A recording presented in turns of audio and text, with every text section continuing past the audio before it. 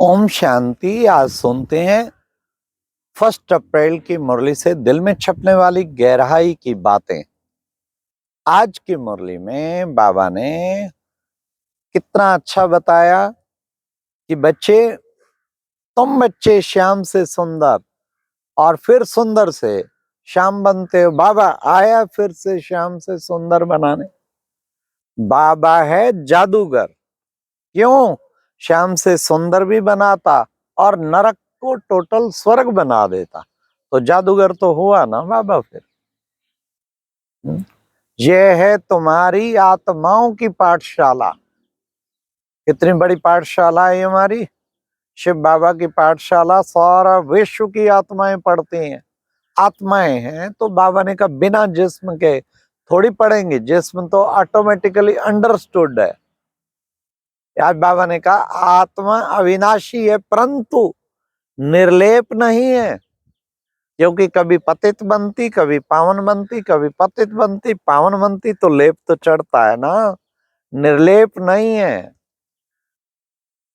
फिर शिव बाबा ने कहा मैं हूं सतगुरु, अकाल मूरत, जिसे काल खा नहीं सकता, और गुरुओं का गुरु सतगुरु। निराकार ज्योति बिंदु को सारा विश्व तैयार है सतगुरु के रूप में मानने के लिए। मैं बाप भी हूं और टीचर भी हूं और सतगुरु भी हूं। बाप बनके तुमको वर्षा देता हूं और वर्षा लेने का हक हर बच्चे को है। टीचर बनके तुमको पढ़ाता हूं, ज्ञान रत्नों से भरपूर करता हूं, सतगुरु बनके वरदान देता हूं। तो इतना ऊंचे ते ऊंचा भगवान, तो उसको तो हर वक्त बुद्धि में रखना चाहिए ना।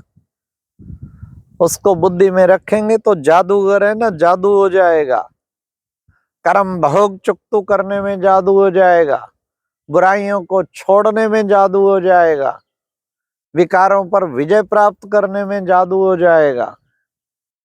जादूगर है ना। तो बाबा ने कहा अनादि अविनाशी खेल बना हुआ है। श्याम से सुंदर, सुंदर से श्याम बनने खेल खेलते हैं ना बाजोली का, तक तक तक तक तक कलाबाजी खाते जाते फिर उल्टी खाते। बाबा कहते ये भी खेल है ना। सतयुग से खाते खाते खाते कलाबाजी तुम पहुंच गए हो कहाँ? कलयुग एंड में। अब फिर उल्टा टट टट टट फिर दोबारा सतयुग पहुंच जाते। तो बाबा ने कहा तुम कहाँ बैठे हो? तुम हो ईश्वरीय संतान। कितना नशा होना चाहिए। हम ईश्वर की संतान है। स्वयं ईश्वर ने आके हमें अपना बच्चा बनाया, गोद का एडॉप्ट किया है। तो हमें नशा हो, हम ईश्वरीय संतान है। हाँ, खुदाई खिदमतगार हैं तो ईश्वरीय संतान है। फिर बाबा ने कहा तुम कहाँ बैठे हो? तुम बैठे हो ईश्वरीय परिवार में। ये तुम्हारा ईश्वरीय परिवार है, डिवाइन फैमिली है। सबको उस दृष्टि से देखो कि ईश्वर माता पिता, हमारा मम्मा बाबा और हम सब बच्चे, ये सारा विश्व हमारा परिवार है। तो दैवी परिवार, तो ये नशा रहे, अपने परिवार का भी नशा रहे। इतना उच्च पवित्र आत्माओं का परिवार। फिर बाबा ने कहा ये माया घड़ी घड़ी घड़ी घड़ी गिरा देती है। ऊपर चढ़ते फिर गिरा देती, फिर चढ़ते फिर गिरा देती। तो बाबा ने कहा कभी झूठ बुलवाती है, कभी चोरी करवाती है, गंदा बना देती है। बाबा माया को दोष देते बच्चों को। ये माया घड़ी घड़ी करा देती है।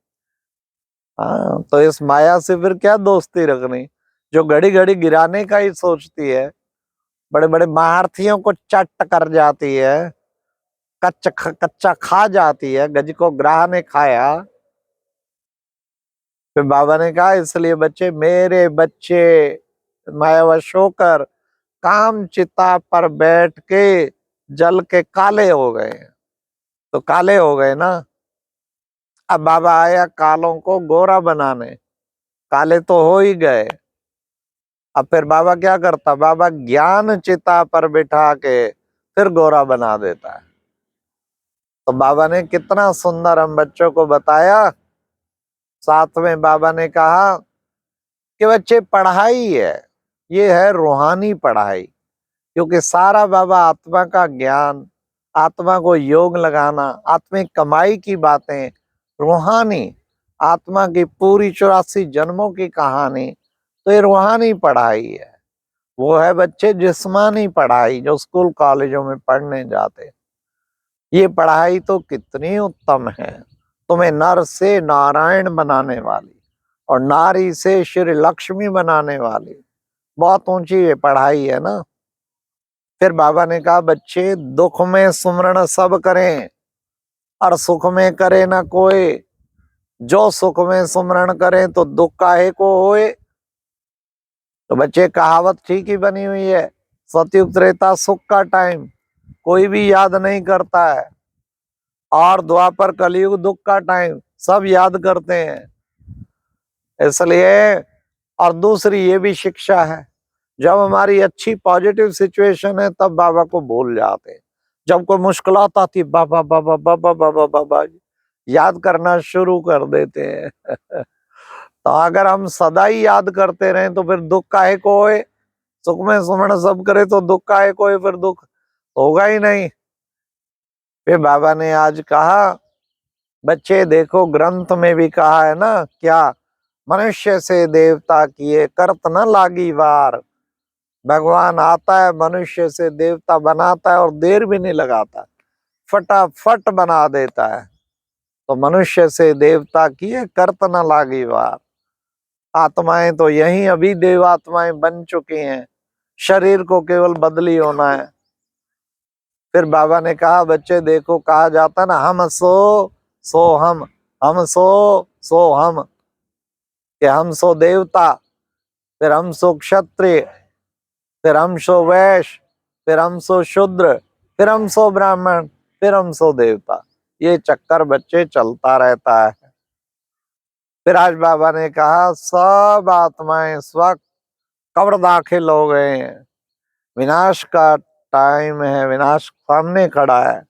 इसलिए तुम बच्चों को इस अंत काल में, कहते हैं ना अंत काल जो स्त्री सुमरे वैश्या जन्म वलवल उतरे, अंत काल जो शिव बाबा को सुमरे नारायण जन्म वलवल उतरे, फिर उसका बार बार नारायण का जन्म होता है। इसलिए हमें बहुत काल का अभ्यास चाहिए जो अंत में एक बाबा की ही याद रहे और किसी की याद ना रहे। फिर बाबा ने कहा देखो बच्चे सतयुग में तुम कैसे देवी देवता बन जाते हो।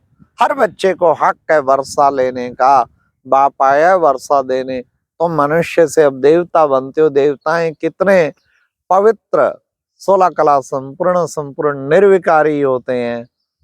आज की मुरली में वरदान था ज्ञान धन द्वारा सब प्रकृति के साधन प्राप्त करने वाले पद्मा पदम पति भवा। ज्ञान धन द्वारा प्रकृति के सब साधन प्राप्त करने वाले, फिर पद्मा पदम पति। क्या बाबा ने अच्छा राज बताया कि जो बच्चे के पास ज्ञान धन से जो भरपूर है उसको स्थूल धन की कमी कभी पड़ नहीं सकती। ज्ञान धन से भरपूर तो स्थूल धन भी रहेगा। पद्मा पदम पति भवा, ये पद्मा पदम पति बनना है। ज्ञान धन के द्वारा पद्मा पदम पति बन जाएंगे, सारे साधन मिलते जाएंगे। जो ज्ञान धन से भरपूर प्रकृति के सब साधन उसके आगे हाजिर हो जाएंगे। फिर बाबा ने आज कहा कि बच्चे, आज की मुरली में स्लोगन था कि बच्चे तुम बच्चे कितना ना विशेष, बाबा ने कहा कि प्रकृति के बच्चे तुम बच्चे उस खास लक्ष्य रखो, कल्प कल्प का मैं विजयी हूं ये स्मृति सदा ही मर्ज रहे। तो बच्चे क्या बनेंगे, माया जीत बन जाएंगे। कल्प कल्प का मैं विजयी हूं, माया जीत बनना है तो कल्प कल्प का मैं विजयी हूं ये सदा याद रखो, तो माया जीत बन जाएंगे। स्मृति सदा ही मर्ज रहे। मैं कलप कलप का विजयी रतन हूं, विजय मेरा जन्म सिद्ध अधिकार है। अच्छा, ओम शांति। ये थी आज की मुरली से दिल में छपने वाली गहराई की बातें। ओम शांति।